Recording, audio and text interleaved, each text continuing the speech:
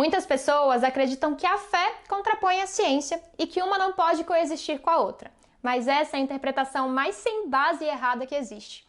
Na encíclica Fides et Ratio, o Papa São João Paulo II afirma que a fé e a razão constituem como que duas asas pelas quais o espírito humano se eleva para a contemplação da verdade.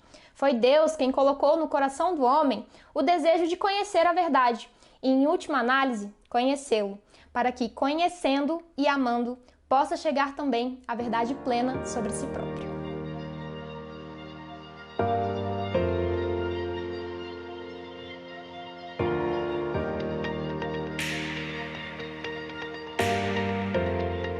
Olá, eu me chamo Letícia Krática e antes de começar o vídeo eu quero te pedir que se inscreva nas nossas redes e deixe o seu like nesse vídeo.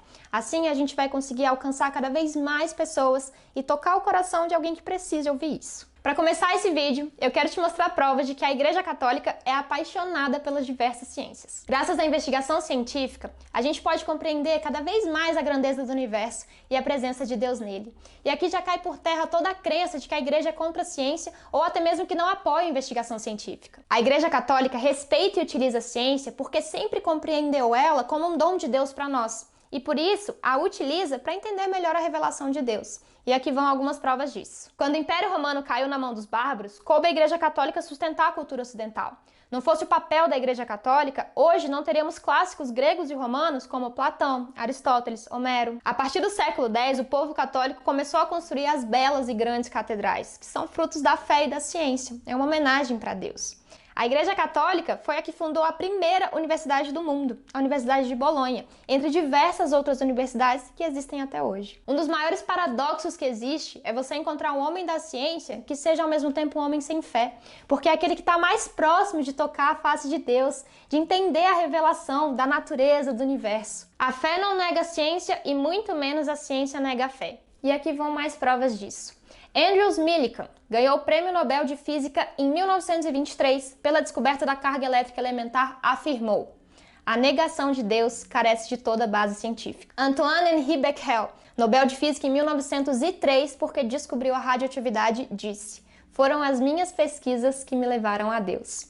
Albert Einstein, físico judeu, Nobel de Física em 1921, pela descoberta do efeito fotoelétrico, disse: quanto mais acredito na ciência, mais acredito em Deus. O universo é inexplicável sem Deus. Erwin Schrödinger, Prêmio Nobel de Física em 1933, pelo descobrimento de novas fórmulas de energia atômica, afirmou: a obra mais eficaz segundo a mecânica quântica é a obra de Deus. Enfim, a Igreja Católica não tem medo da ciência, porque ela sabe que esse é um dom de Deus para o homem. Há centenas de universidades católicas pelo mundo e estudiosos católicos, não só em teologia, como diversas outras ciências. Por outro lado, a ciência não pode caminhar sem a fé. O que a gente mais teme hoje foi o que a gente construiu com a ciência. Veja as armas, por exemplo, as bombas atômicas. A ciência é muito bela, mas se ela for mal usada, ela pode ser destruidora. A gente não pode desprezar a ciência e nem a fé, e sim saber aproveitar de ambas, saber que elas se complementam.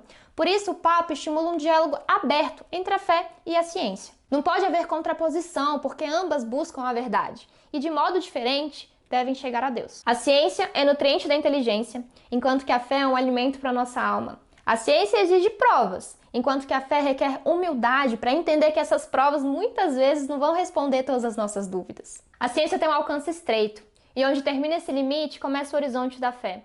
A biologia, por exemplo, ela pode explicar sobre o nosso corpo, do que ele é feito, da nossa evolução, mas ela não pode explicar sobre a nossa alma, da nossa dignidade, do sentido da nossa vida, o que eu estou fazendo nesse mundo. Pio XII, na sua encíclica Humani Generis, disse: a origem do corpo humano, a nossa matéria, é uma coisa. Mas quando falamos da origem da alma, estamos em um terreno que não é objeto de investigação da ciência natural. É a filosofia e a teologia que podem falar dessa matéria.